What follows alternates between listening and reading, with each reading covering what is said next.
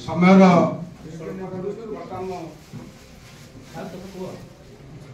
अनुरोध करुच्ची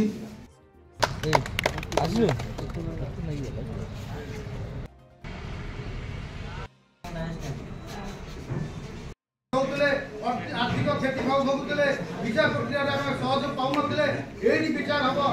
dusty to door जो कार्यक्रम था सरकार राज्य सरकार चंडीखोल कोर्ट परिसर में आज एडीजे कोर्ट प्रतिष्ठा है संपादक भाव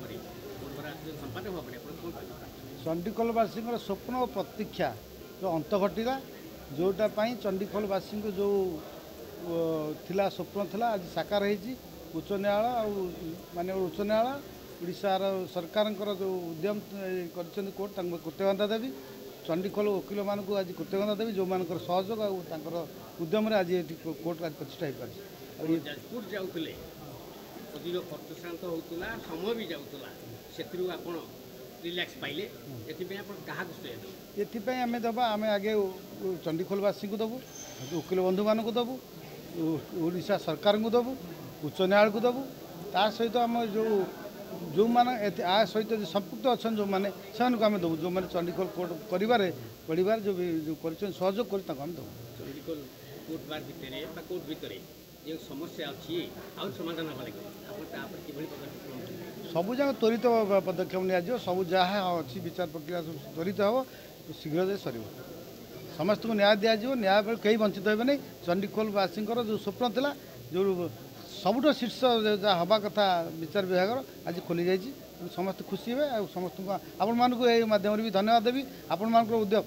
आम मान जो सहयोग देते दीर्घ 25 वर्ष है जो उद्यम जो सहयोग देते सबु समय आम कथा को प्रचार प्रसार करध्यम आज समस्त सांबादिक बंधु मानक माध्यम समस्त कृतज्ञता भी धन्यवाद देवी देखो 2007 मसीह चंडीखोल गोटे न्यायिक अदालत स्थापन होता बर्तमान आज जाजपुर जिलार जसीप अंडर अतिरिक्त जिला और दौरा जज कोर्ट जो स्थापन है एटा बड़चणा धर्मशाला बालीचंद्रपुर बैरी एवं जेनापुर पांचोटी थाना अंचल जो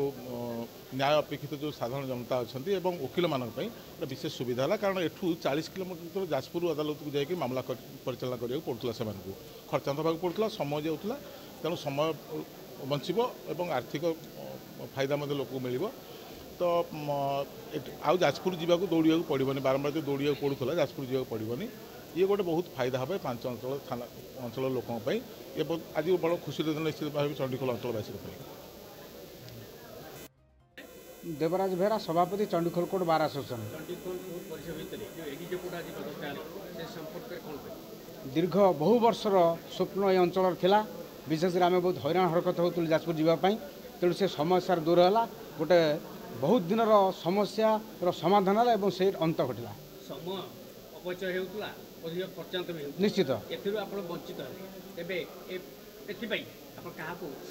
अंचलवासी की श्रेय देवी और वकिल भाई मान श्रेय देवी अंचल जो मैंने सब विभिन्न आंदोलन करके कोर्ट खोल से प्रयास जारी करते विशेष आम वकिल संघ दीर्घ दिन दाबी था दीर्घ दिन संग्राम से ब्रती थे से संग्राम फल आगामी दिन जो समस्या सब कोर्ट